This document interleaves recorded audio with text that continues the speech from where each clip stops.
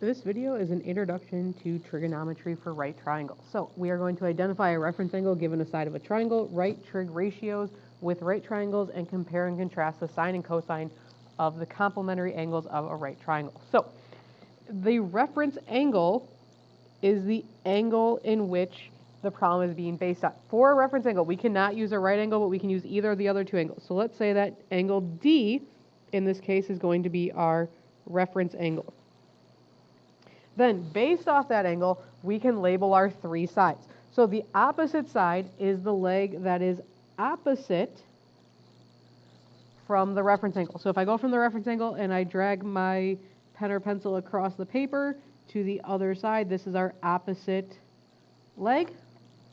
The adjacent leg is the leg that is next to the reference angle. It is not the hypotenuse. So remember that the hypotenuse is across from the right angle, so the side that's not across from the right angle is our adjacent leg. And then our hypotenuse is the longest side of the triangle, and it's always across from the right angle.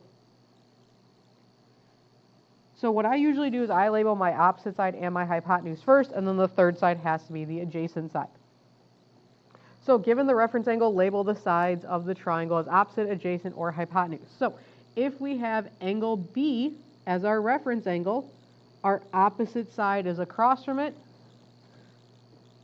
our hypotenuse is across from the right angle, and the remaining side is the adjacent. If R is the reference angle, the opposite side, the side across from the right angle is the hypotenuse, and then the third side is the adjacent side. So given triangle BIK, we need to name the leg of the triangle that's opposite of angle B. So if angle B is up here, the opposite side would be IK. Remember to put your segment bar above that. We also have K. So the side opposite of K then is BI.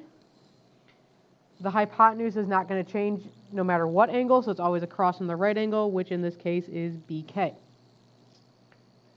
In number 3, we have triangle SKT, so we want the side adjacent to it. So there are two sides that are next to angle S, but we want the side that's not the hypotenuse, so we would have SK.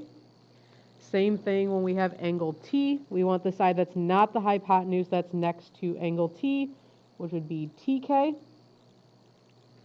Our hypotenuse is still going to be across from the right angle as ST. Number 4, given triangle WLK, we want to name the angle if the opposite side is LW. So if this side is LW, the opposite angle would be angle K. The adjacent angle is the one next to it then, so angle W. We wouldn't say angle L because we don't want the right angle as a reference angle. If we have the adjacent leg to KL, so the angle next to it is angle K, which means the angle opposite of it would be angle W. So when we use trig ratios, we are using ratios that involve two sides of a right triangle. We have 3 trig ratios: sine, cosine, and tangent.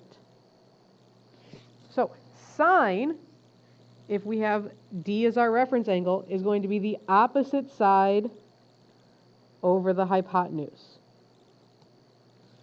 Cosine is going to be the length of the adjacent side over the hypotenuse.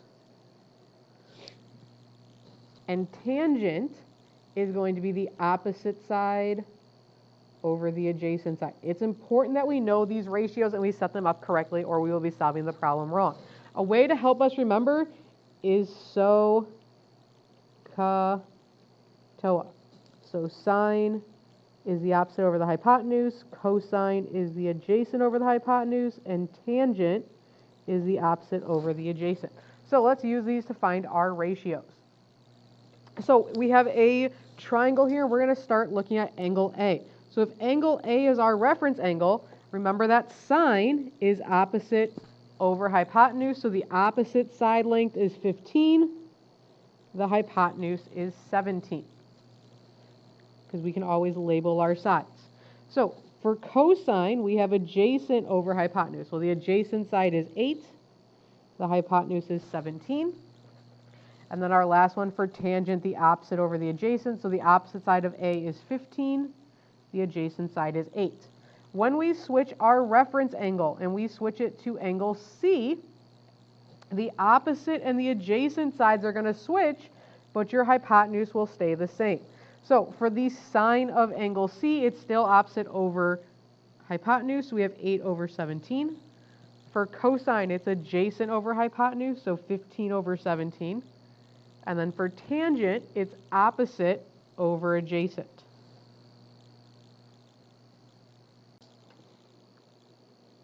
So in this problem, we have the sine of A equals the cosine of B. So if I label my triangles with just 3 random letters to look at the ratio, we have X, Y, and Z.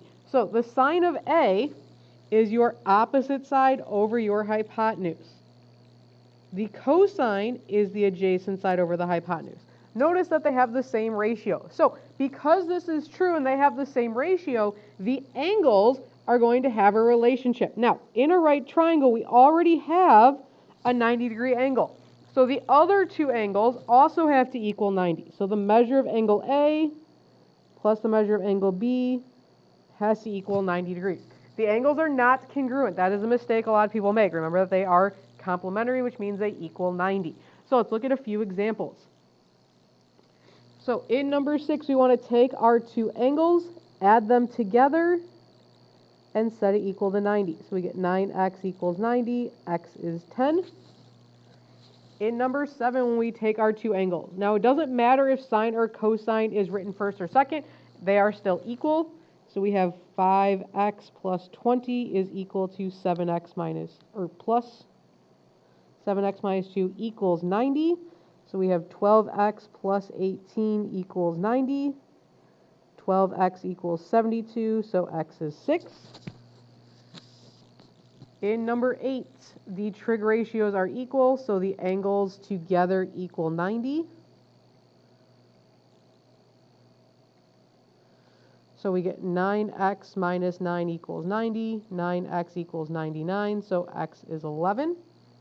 And the last one, again, our angles together equal 90, so 6x plus 2 plus 16x equals 90. We get 22x plus 2 equals 90, 22x equals 88, so x equals 4.